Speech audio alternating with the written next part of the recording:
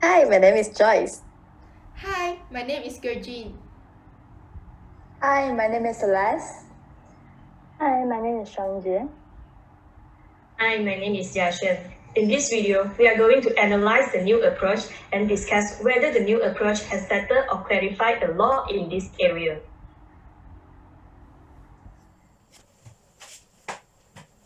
Illegality in contract law is a concept that shows that a contract is illegal and therefore unenforceable. Generally, a contract is deemed to be illegal if the contract is formed for the purpose that is forbidden by law, or the performance under the contract may necessarily be forbidden by law. The general rules of illegality and the starting point for the principle of its recovery were both derived from Holman and Johnson, whereas the Lord Mansfield held that no court will lend its aid to person who found his cause of action on an illegality. Therefore, the first rule to the illegal contract is that illegal contracts are unenforceable. The second rule is the court will generally decline any recovery of benefits conferred under illegal contracts. The rationale behind this rule is to maintain the integrity and dignity of judicial system and to prevent the greater deterrence from the threat of an unenforceable illegal contract. In Malaysia position, the Contracts Act 1950 doesn't refer to illegality as such, but under Section 24, if the consideration or object of an agreement is unlawful, then the agreement is void and not enforceable by law. Malaysian law is said to follow objective term in Holman and Johnson for the recovery issues, but it will further discuss in Pang Mun Cheong and another against Chong Hui Chan. Until the application of Patel and Mizra, the principle of recovery were essentially rule-based, which is generally recovery will be disallowed, but exceptionally, recovery will be allowed in three circumstances. Firstly, one of the exceptions where the recovery was allowed should be lined with where the claimant is not in peri delicto, which means not equally at fault. This exception has its origins since the general rule stated in Holman case would be more beneficial to party who sought for illegality as a defense. Therefore, this exception is to allow a party to an illegal contract who is not equally at fault to recover benefits conferred to another party under the illegal contract. Secondly, if the claimant can establish that he is not having reliance up of the illegality, the money paid sought to be recovered, which is the reliance rule that has been established in the case of Tinsley and Milligan. It was held that a party to an illegal agreement could not enforce a claim if he had relied on his own illegal conduct. Next, another exception to the recovery rule is locus ponential principle. A claimant is entitled to the recovery that had been conferred under the illegal contract if the claimant timely withdraws from the illegal purpose before any part of it is carried out. In the significant case Tribe and Tribe, where the case showed that as the plaintiff had withdrawn from the transaction before any of the illegal purpose had been carried into effect, he was allowed to use the explanation of what had been planned as a basis for setting aside the apparent sales of shares to the defendants and was therefore entitled to recovery of the shares. The position of the illegality doctrine in the United Kingdom is perhaps best characterized by a fundamental tension between those judges advocating a rule-based approach to illegality and those advocating a flexible and discretionary approach. In the 2015 case of Jetibia and Delta, the Supreme Court touched on the question of illegality in connection with the issue of corporate attribution. Lord Newberger commented that the defense of illegality needed to be addressed by the Supreme Court as soon as appropriately possible. A year later, a 9-member Supreme Court was faced with an appeal directly concerning illegality in Patil and Mirza, this time in connection with an unjust enrichment claim. There was a long-standing debate about the correct approach to illegality. Nevertheless, the Supreme Court in Patil and Mirza put this debate to an end by giving a clear direction in which the law of illegality must head. In the case of Patil and Mirza, Patil had given Mirza £620,000 to bet on shares in the company using inside information. The agreement between them amounted to a conspiracy to commit the offense of insider dealing, contrary to Section 53 of the Criminal Justice Act 1993. However, the inside information did not materialize and no illegal act was committed. Patil subsequently sought to recover the monies paid for claiming for breach of contract and unjust enrichment. Since Patil had to rely upon the illegal purpose of the agreement, his claim was dismissed in the High Court. The judge found it was barred by illegality by applying the reliance rule stated in Tinsley and Milligan. When this case came to the Court of Appeal, the majority of the court agreed with the reliance principle applied by the High Court. However, the court allowed Patil's appeal. It was held that the claim for recovery was enough to succeed because the scheme had not been executed. A claim for recovery should not fail merely because the money was paid for an unlawful purpose. In this case, Lord Justice Gloucester contended that the case of Tinsley and Milligan did not lay down a rule of universal application that the defense of ex turpicosa must apply in all circumstances where there was reliance on illegality.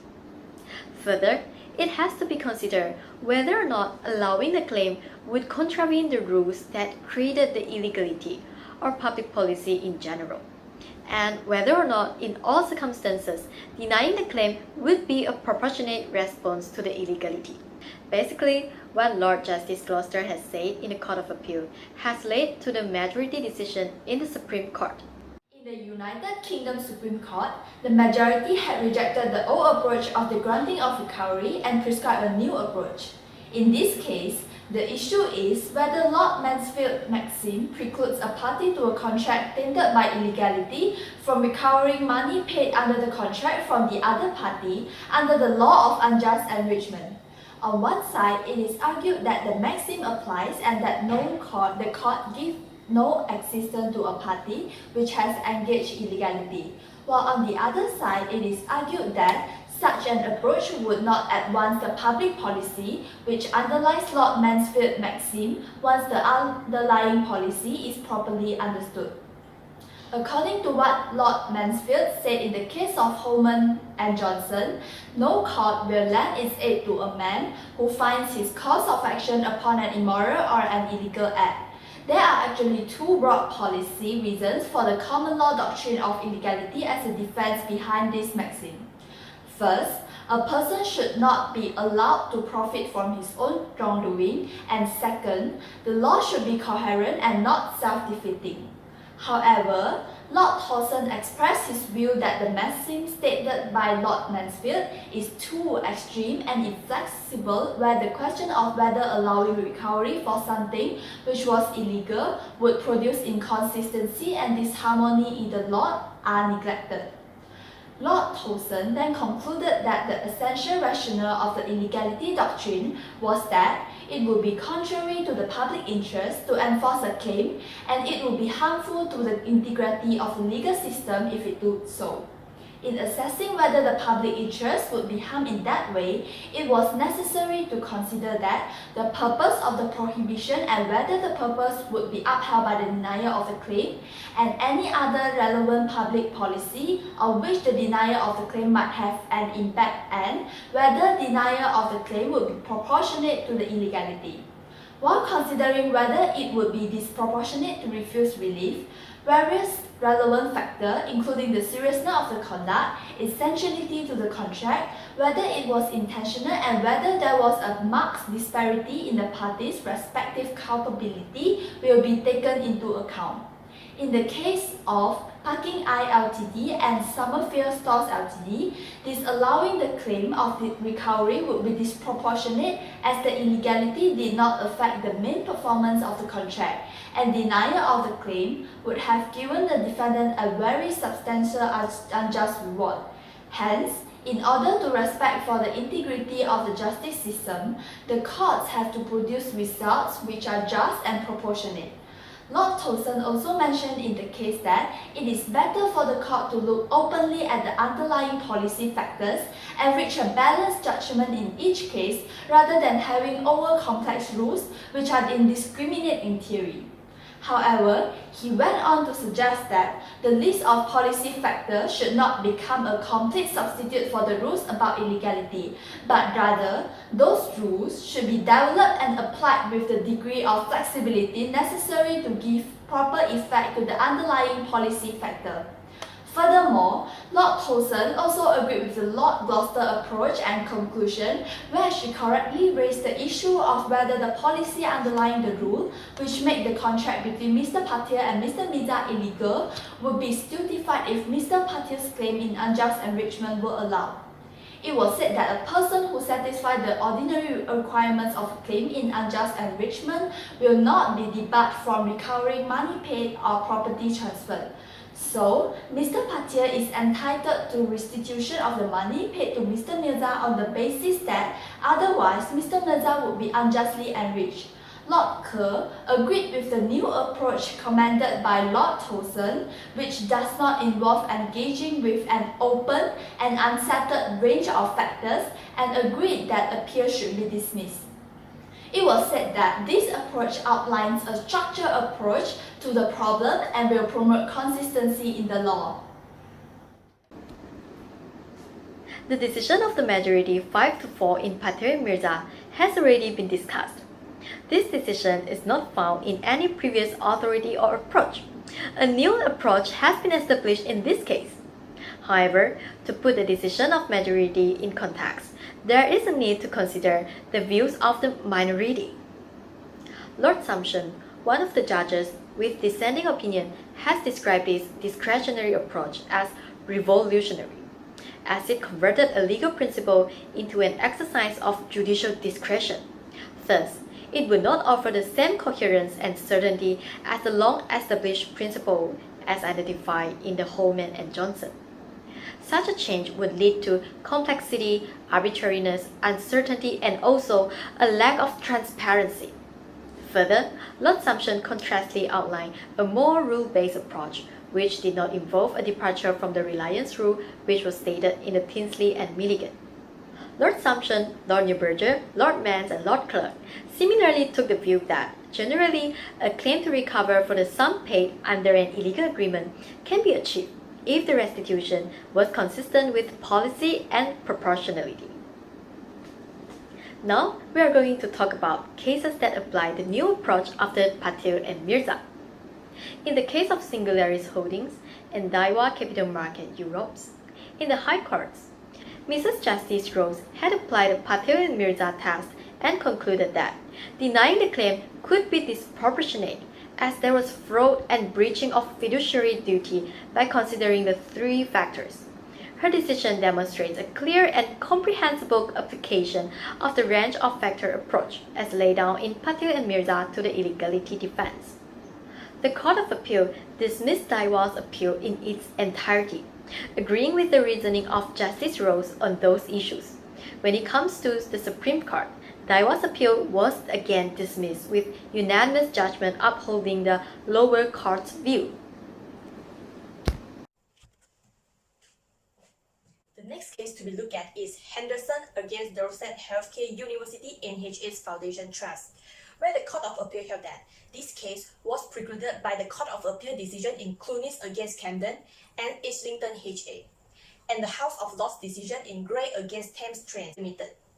These cases have stated that, first, there can be no recovery for damage which flows from loss of liberty, a fine, or other punishment lawfully imposed in consequence of the unlawful act, and a claimant should not be compensated where the immediate cause of damage was a criminal act.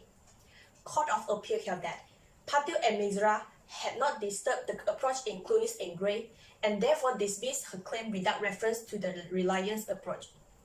In the case of Stoffel and Company against Grodona, a claim for negligence had been brought by Ms. Grodona against her solicitor Stoffel, who then argued the claim was precluded due to participant in illegal mortgage fraud. At first instance, the judge had rejected the illegality defense applying Tinsley and Milligan. Later, the Court of Appeal looked at the Patil and Mirza approach and held that the claim was not bad. There was a public policy in encouraging professionals to perform their duty, and denying recovery would be disproportionate in circumstances where the client is not seeking to profit from their wrongdoing.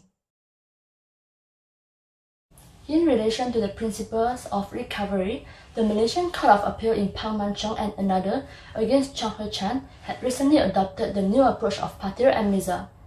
In this case, Pang transferred the house to Chong on trust as he failed to apply for a loan due to the bank's internal policy. Pang made the repayments to the bank, but subsequently Pang defaulted on the loan and the bank sold the house.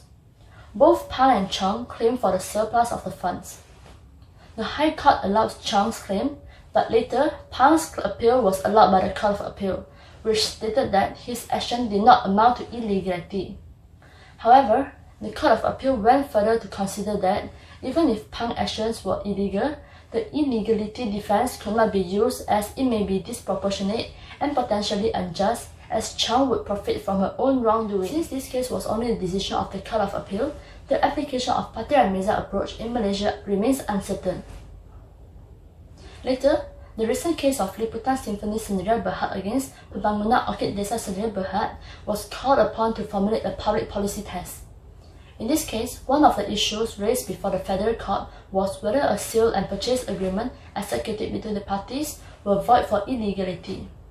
The Federal Court held that the agreement was not void as the acts were not infringed. It then stressed that the court should be slow in striking down commercial contracts on the ground of illegality and found that the test laid down in Patir and Mirza is a sensible one that the Malaysian courts should follow. Federal Court Judge Hassan La commented that for a contract to be stricken with illegality, there must be a sufficient nexus between the requirements of law and the impugned contract. Accordingly, there was no sufficient nexus in this case.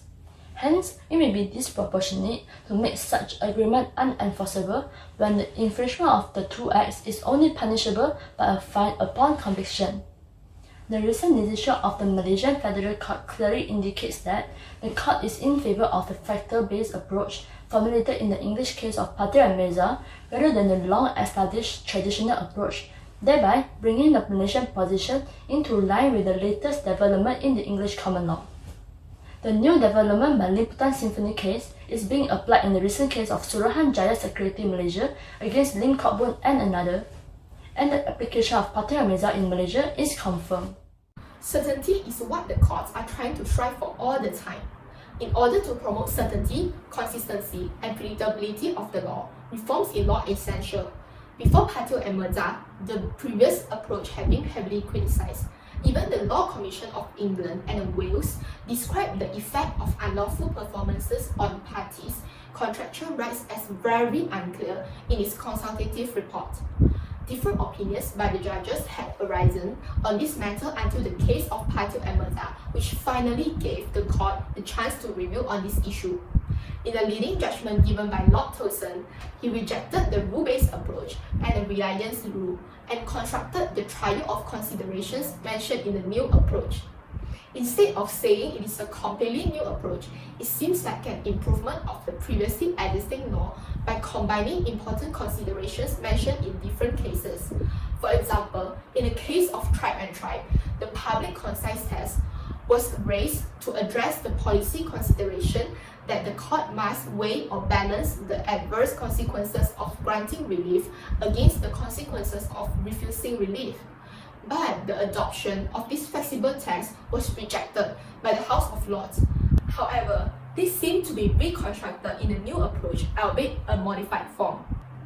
The issue is whether this new flexible approach agreed by the majority in Patir and Mirza gone too far in sacrificing the legal certainty. Public policy, integrity of the legal system, and the range of factors are the important things the courts will take into considerations when applying the new approach. Due to the complexity of this approach, it is inevitable that the courts will face difficulties when identifying the contents in a particular case. Different courts may have different interpretations towards the meaning of public policy, and when there are two cases with similar facts, the courts may come out with a different decisions. This will subsequently lead to incoherence in law. In addition, this argument is supported in the judgment of Lord Sumption, where he agreed with the minority and criticized that the new approach is far too vague and potentially far too wide, and it converts a legal principle into an exercise of judicial discretion.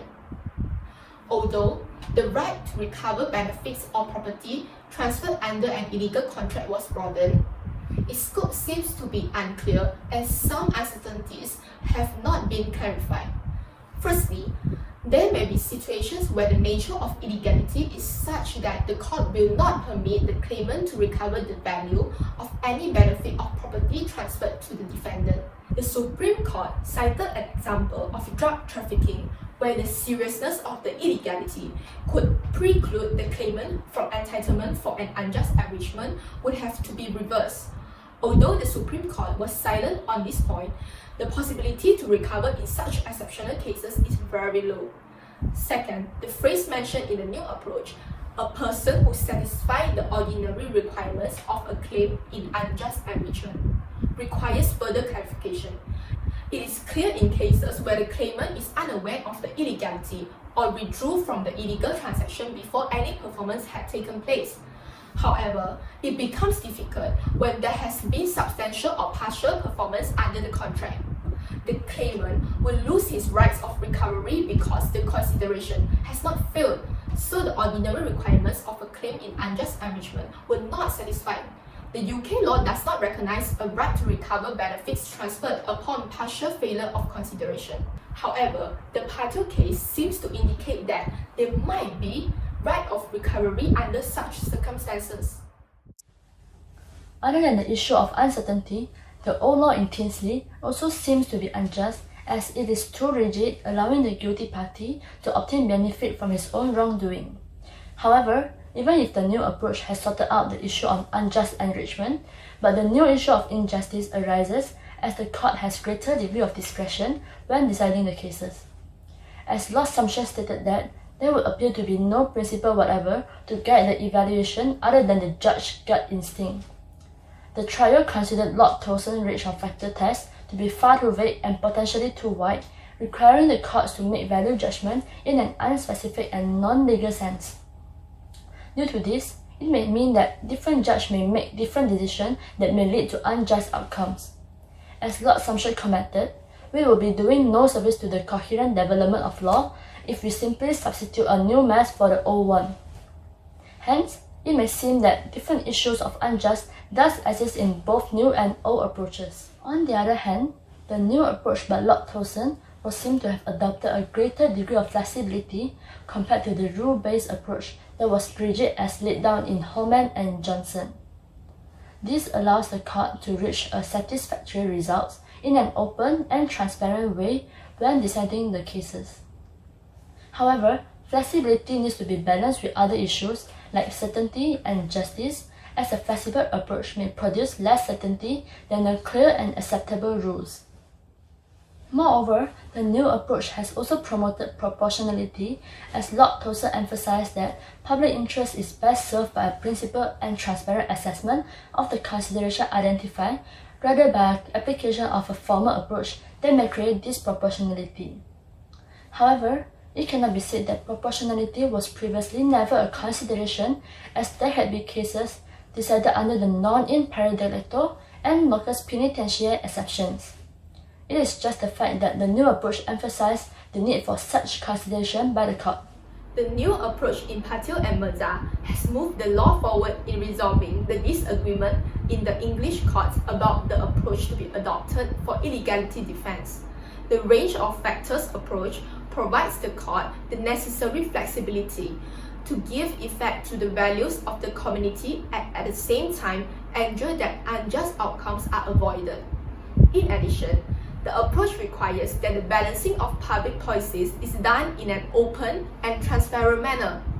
However, the law is also moving backwards, as this defense brought serious issues such as uncertainty and unpredictability to the court. As mentioned previously, the Malaysian court have also started to apply the new approach. In conclusion, the new approach can be considered as a huge improvement in law of illegality, but it is definitely not a flawless and completely clear approach. Hopefully in the future, when the law becomes mature and a coherent body of case law is built out, further clarifications will be made, and subsequently, the court will find this approach easier to apply. That's all for our video. Thanks for watching.